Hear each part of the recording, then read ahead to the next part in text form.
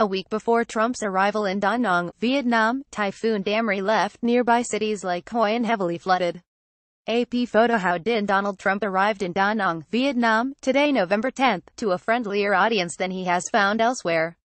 Whereas globally, a median of just 22% have confidence in the U.S. president's ability to guide international affairs, 58% of Vietnamese feel confident in him, according to a Pew survey.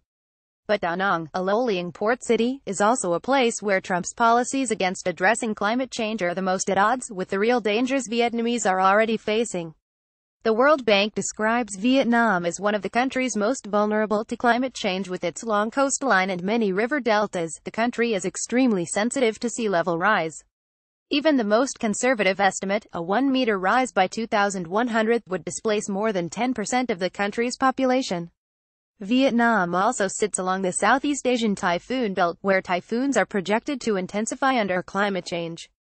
Right now, communities around Da Nang are still reeling from Typhoon Damri, the worst to hit southern Vietnam in 16 years, which devastated the region just a week prior to Trump's arrival, killing more than 90 and leaving tens of thousands homeless.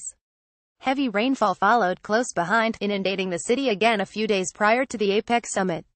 Heavy rain has returned to Da Nang.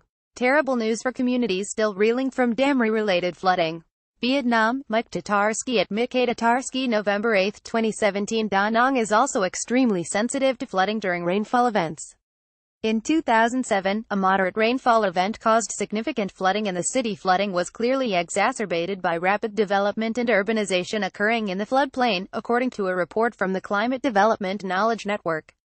Climate change is poised to increase the intensity of rain events in the region anywhere from 3% to 24% in the next 3 years alone.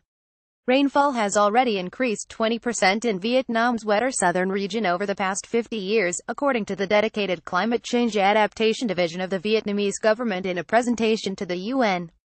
The same presentation included maps showing large tracts of land that would be wiped out under even a moderate sea level rise. Slide 9.